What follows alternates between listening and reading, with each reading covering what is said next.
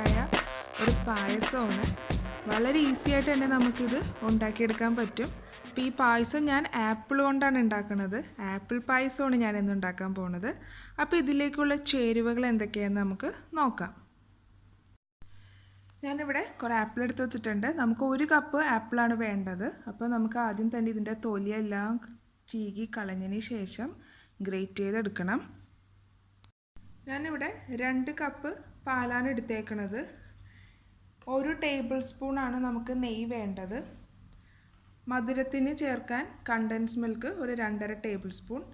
2 table spoon ബദാം തൊലി കളഞ്ഞ് കട്ട് ചെയ്ത് വെച്ചിട്ടുണ്ട്. 1/4 ടീസ്പൂൺ ഏലക്കപ്പൊടി വേണം. ഇനി ഗാർണിഷ് ചെയ്യാൻ വേണ്ടി ഞാനിവിടെ കുറച്ച് ബദാമും കാഷ്യൂ നട്ട്സും എടുത്ത് വെച്ചിട്ടുണ്ട്. അപ്പോൾ ആദ്യം തന്നെ നമുക്ക് ആപ്പിൾ ഒന്ന് ഗ്രേറ്റ് ചെയ്തെടുക്കാം.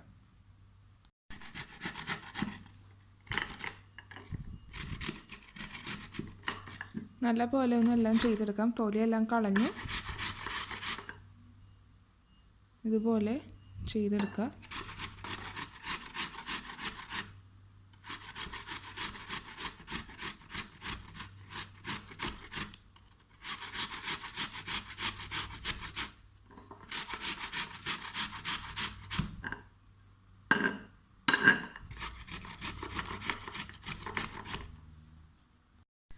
ആപ്പിൾ ഇവിടെ ഗ്രേറ്റ് ചെയ്തെല്ലാം വെച്ചിട്ടുണ്ട്.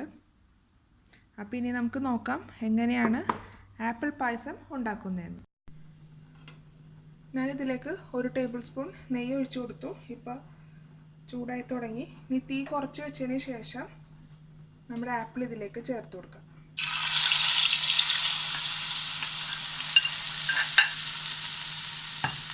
ആപ്പിൾ ജസ്റ്റ് ഒന്ന് നമുക്കൊന്ന് വഴറ്റിയെടുക്കാം.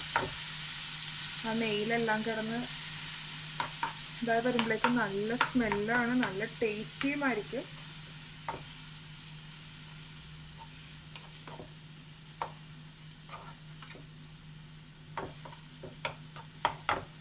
ഈ ആപ്പിളിൽ നിന്നൊക്കെ കുറച്ച് ജ്യൂസ് എന്തായാലും ഇറങ്ങിയിട്ടുണ്ട്.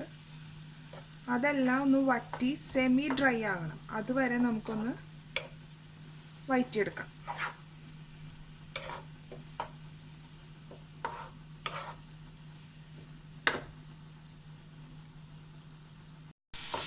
ഇതിപ്പോൾ റെഡി ആയിക്കൊണ്ടിരിക്കുന്നുണ്ട്.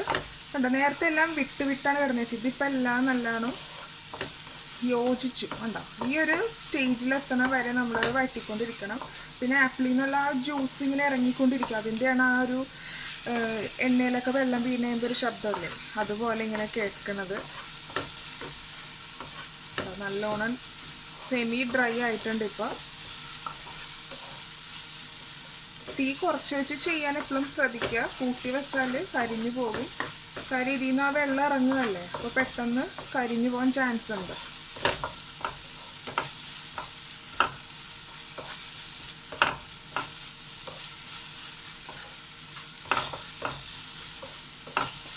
ഇപ്പം നല്ലോണം കുക്കാകുകയും ചെയ്തിട്ടുണ്ട്. ജസ്റ്റ് ഇങ്ങനെ പ്രസ് ചെയ്ത് നോക്കുമ്പോൾ നമുക്ക് അറിയാൻ പറ്റും നല്ല സോഫ്റ്റ് ആയിട്ടുണ്ട്.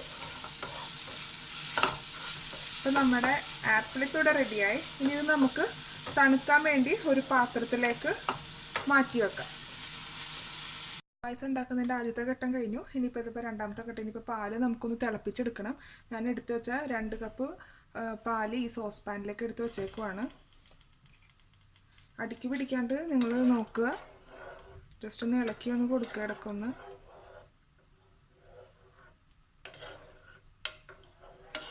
ഇപ്പം ഞാൻ മീഡിയം ഫ്ലെയിമിലാണ് ഇട്ടേക്കണത്.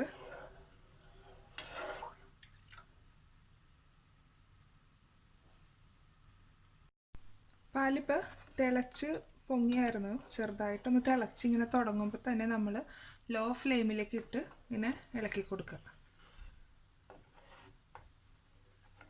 പാലൊന്ന് ചെറുതായിട്ടൊന്ന് കുറുകിയിട്ടുണ്ട്. ഈ സമയത്തേക്ക് നമുക്ക് കണ്ടൻസ് മിൽക്ക് ചേർത്ത് കൊടുക്കാം. ഇത് മധുരം അനുസരിച്ച് ചേർക്കുക. ഞാനിതിപ്പോൾ 2 ടേബിൾ സ്പൂൺ ഞാനിപ്പോൾ ചേർത്തിട്ട് ആവശ്യത്തിനനുസരിച്ച് നമുക്ക് ചേർക്കാം. ഞാനിപ്പോൾ ആദ്യം ഒന്ന് 2 ടേബിൾ സ്പൂൺ ചേർത്തു. നല്ലോണം ഒന്ന് മിക്സ് ചെയ്ത് അതിൻ്റെ ആ ടേസ്റ്റൊക്കെ നോക്കിയിട്ട് നമുക്ക് ആവശ്യമുണ്ടെങ്കിൽ ബാക്കി ചേർക്കാം. ഒന്ന് മിക്സ് ചെയ്തെടുക്കുക.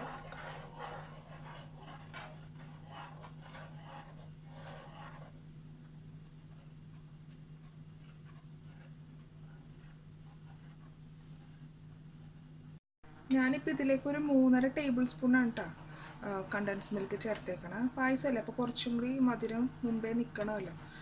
ഇനിയിപ്പം കണ്ടൻസ് മിൽക്ക് ഇത് ഇഷ്ടമില്ല എന്നാണെങ്കിൽ നിങ്ങൾക്ക് സാധാരണ പഞ്ചസാര ചേർത്താലും മതി. നിങ്ങളുടെ ടേസ്റ്റിനനുസരിച്ച് മാറ്റങ്ങളൊക്കെ വരുത്തുക. ഇപ്പോൾ ചെറുതായിട്ടൊന്ന് തിക്കായി തുടങ്ങിയിട്ടുണ്ട്. ഞാനിതുപോലെ കണ്ടിന്യൂസ് ആയിട്ട് ഇങ്ങനെ ഇളക്കിക്കൊണ്ട് തന്നെ ഇരിക്കുമായിരുന്നു. ലോ ഫ്ലെയിമിലാണ് വെച്ചിരിക്കുന്നത്. ഇപ്പോൾ ചെറുതായിട്ടൊന്ന് തിക്കായി തുടങ്ങിയിട്ടുണ്ട്.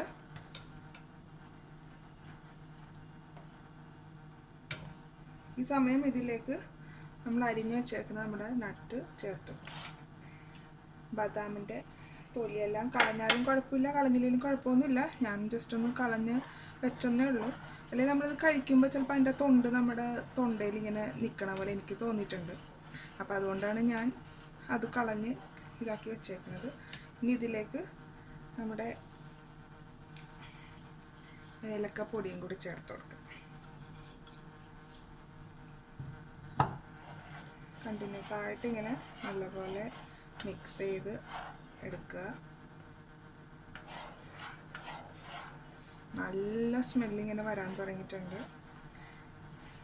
നെയ്യിൽ വാട്ടി തുടങ്ങിയപ്പോൾ തന്നെ ആപ്പിളും നെയ്യും എല്ലാം കൂടി ഇങ്ങനെ തുടങ്ങിയപ്പോഴേ നല്ല മണം, ഈ വീട് നിറയെ ഇങ്ങനെ നല്ല മണം ഇങ്ങനെ നിൽക്കുന്നുണ്ടായിരുന്നു. ഇപ്പോൾ ഇതൊക്കെ കൂടി ആയപ്പോൾ ഇരട്ടിച്ച് നല്ല മണം ഇങ്ങനെ വരാണ്.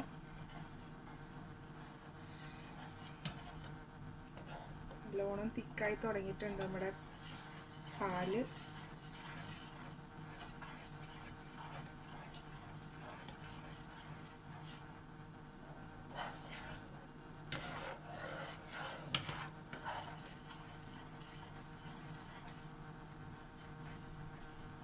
ഒരു 8-10 മിനിറ്റോളം നമുക്ക് ഇങ്ങനെ ചെയ്യാം. അധികം നമുക്ക് കട്ടിയാക്കേണ്ട കാര്യമില്ല. കാര്യം തണുപ്പിച്ചതിനായിട്ടാണ് നമുക്ക് കൃത്യം എപ്പോഴും ഏത് ഭക്ഷണവും നമ്മൾ ഇങ്ങനെ കുക്ക് ചെയ്ത് ഇരിക്കുമ്പോഴേക്കും നമുക്ക് ഇതുപോലെയൊക്കെ അല്ലേ, നമുക്ക് കൃത്യം അറിയാൻ പറ്റണമെങ്കിൽ തണുത്താലേ ശരിക്കും അറിയാൻ പറ്റുള്ളൂ. ആ ഗ്രേവി ഇത്രയൊക്കെ മതി. അല്ലെങ്കിൽ നമ്മൾ വിചാരിക്കും ഇത് ഇങ്ങനെ കുറേ കൂടി ഇനിയും കുറക്കാണോ എന്ന് നമ്മൾ വിചാരിക്കും. ഗ്രേവി ഓവറായിട്ട് ഫീൽ ചെയ്യും. പക്ഷെ തണുത്ത് കഴിയുമ്പോഴാണ് അത് കൃത്യമായിട്ട് കറക്റ്റ് നമ്മൾ എന്തോരോണം ഗ്രേവി നമുക്ക് ആവശ്യം അതനുസരിച്ച് വന്നത്. ഇതിപ്പോൾ തിക്കായി തുടങ്ങി, കണ്ടോ? ഇത്രയും മതി. ഇനി നമുക്ക് തീ അങ്ങ് ഓഫ് ചെയ്തേക്കാം.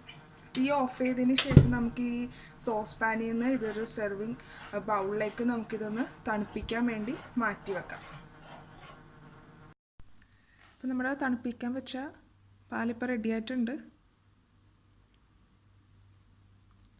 ഇതാണ് ഇതിൻ്റെ കൃത്യം പരുവം.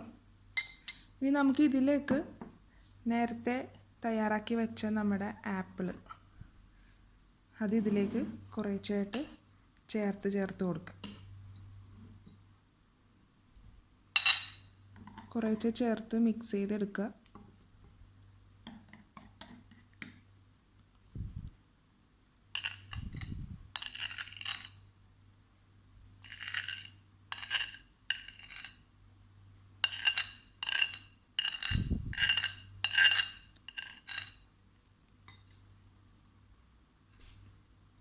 നല്ലപോലെ ഒന്ന് മിക്സ് ചെയ്യുക.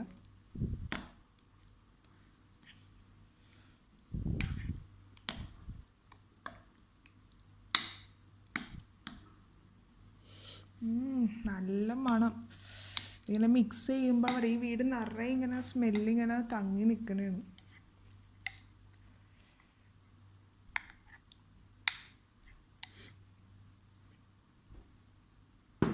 ഞാൻ ഇതിൽ നിന്ന് കുറച്ചും കൂടി ടേസ്റ്റ് ചെയ്ത് നോക്കിക്കോട്ടെ.